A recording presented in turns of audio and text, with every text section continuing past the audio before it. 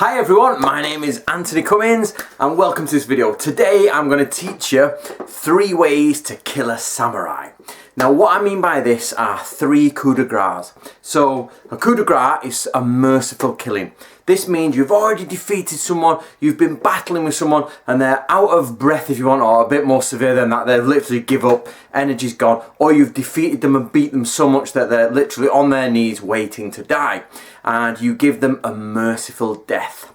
Now, I'm going to work from this book, which is the Book of Samurai. It's a translation of a medieval samurai manual written before 1678. It's published by Watkins Publishers, and you can order it or get it now. Now, this manual was written by Natori Sanjuro Masazumi from Kishu province. Now, one of the articles that he says is the 3 coups de grace, and it says, since old times there have been 3 places to which a coup de grace is administered. The first is the windpipe. So if you've got the samurai down, what you can do is you cut their throat and let them bleed out. Now, why are we doing this? Why are we cutting their throat, letting them bleed out? Is because you have to saw their head off or hack their head off and take it off the battlefield. So you don't really want, so what he's saying here, Natori is saying, you don't really want to be hacking the head off a live man. Now, this is generally for samurai. I don't think they cared about Ashikaru. So, but they say if you're, fighting a samurai, you've had a good battle, he's gone down, make sure you give him a coup de grace beforehand. So the first one is to cut across here, cut across the windpipe and let them, bleed out or not breathe.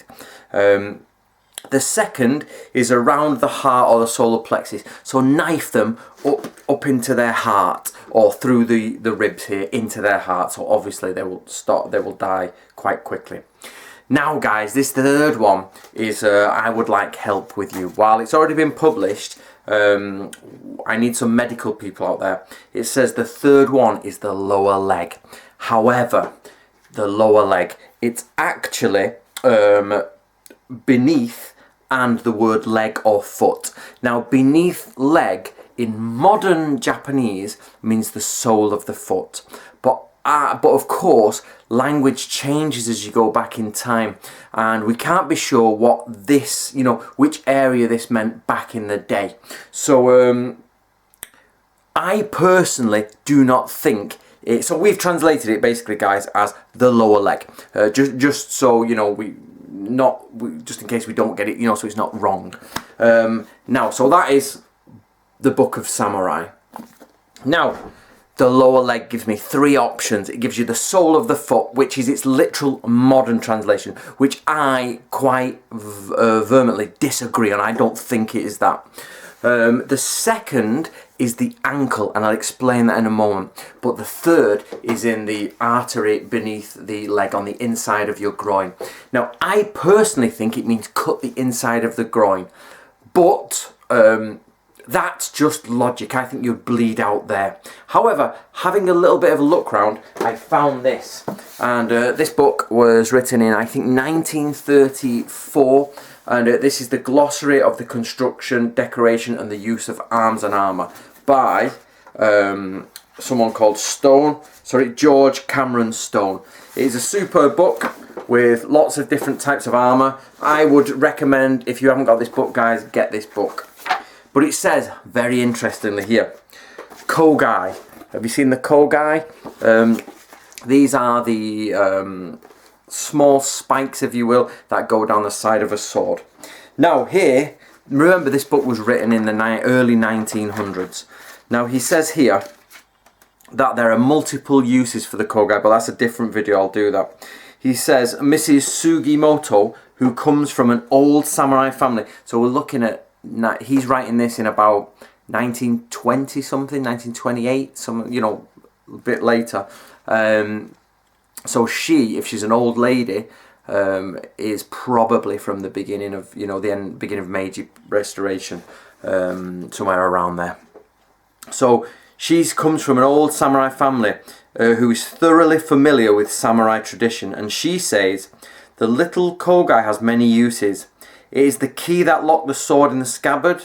It could double as chopsticks for marching soldiers, if they pair up, basically. It was used on the battlefield or in retreat. It was used, now this is the bit, mercifully to pierce the ankle vein of a suffering and dying comrade. And it has the unique use in a clan feud, in that when you stick it in these and let people bleed out, if your crest is on it, they'll know who did it and they'll come and take revenge, and i.e., you know, you'll get honour. But basically what I want to do there is the ankle. That's why I said ankle before. Now that's not the only place I have heard that. I have heard that you can jab into the ankle, samurai cut into the ankle and you bled out. So my question to you guys is there any medical students out there, any doctors, anyone with a decent medical background, and is it possible to bleed out through having like a nail put into your ankle and pulled out? The arteries in there and the veins in there, is it possible to bleed out? So I'll go through it again, guys. Remember, this was the Three Coups de Grace by Natori Masazumi and Natori Ryu, and this is the Book of Samurai. Obviously that's my plug for the new book.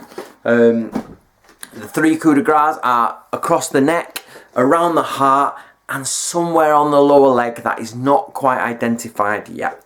Possibly either the groin, either in the ankle, or in the sole of foot, which I don't agree with, unless some medical student out there says otherwise. Right guys, I'll put the link for the book below, so follow that and it'll take you straight to the book. I hope you enjoy it, and I'll speak to you later.